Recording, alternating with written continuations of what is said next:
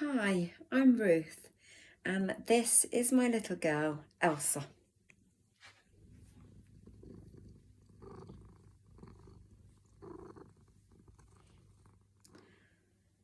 Just 3 nights ago, I received a phone call from the park vets in Glenfield, just outside Leicester. That's about 20 miles away from my home. They told me that they had a cat handed into them from the RSPCA. She had been picked up, living outside a factory, and the factory workers were growing really worried about her because her seemed like she was injured. She'd been hanging around for a long time, but she seemed to be getting progressively worse, skinnier, and sores on her body and growths were getting worse. So the RSPCA took her to the vet, the emergency vet. The vet scanned her for a chip, and lo and behold, she was registered to me. Elsa went missing 14 years ago. I cannot believe that she is home. When she first went missing, I looked and looked and looked for her for a long time.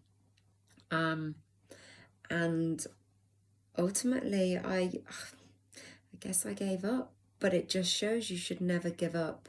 Never give up. And it shows the power of the microchip as well. I am so thankful I have all my animals microchipped for just such an occasion. But, you know, at 14 years, I never for one moment thought I would get my little girl back. But here she is, a little bit worse for wear. So I took her to my vet. She is having bloods run and being tested for all kinds of ailments and illnesses. Her kidneys are good. Her heart is in good working order. She has some lesions on her skin. She has a tumour that needs to be addressed, but the vet is hopeful that it can be removed as it is just on top of the skin. And she has some cysts, but they can be removed as well. However, I'm not having things taken off her that don't really need to be, because she is now 16 years old and she doesn't need prodding around, especially after everything she has been through. I can't even begin to imagine. Poor little soul.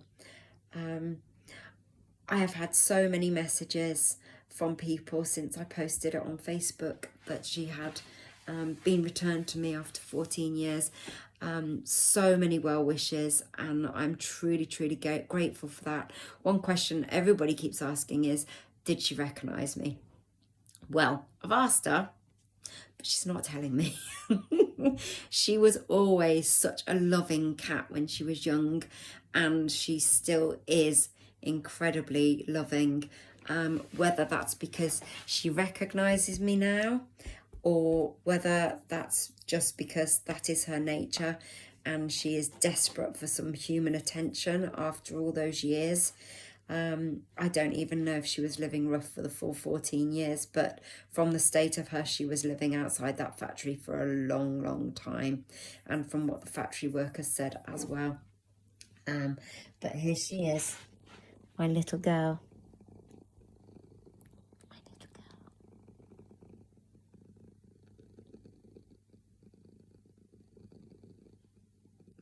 Yeah, repairing. That cyst over her eye looks a lot worse than it is. It's just full of fluid, and it's quite innocuous, so it can come off because it's not affecting her eye at all.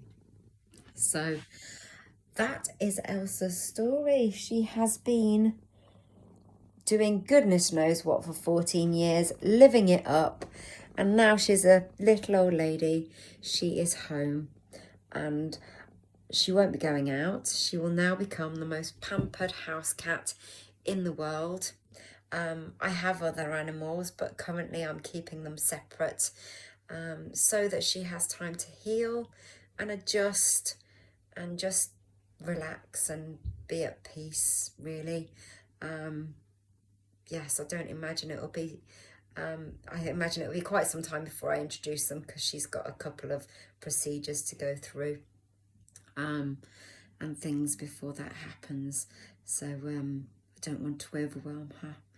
But I'm Ruth, and that is the most beautiful Ella. And I'm so, so grateful to the RSPCA and the park vets and the people at the factory who reported that she needed taking in by the RSPCA, and now to my vet as well, Ambien Vets in Market Bosworth. You're just doing an amazing job. All of the service providers are, and I could not be more grateful. And if you have pets, please, please get them microchipped, because you never know. You never know. Bye.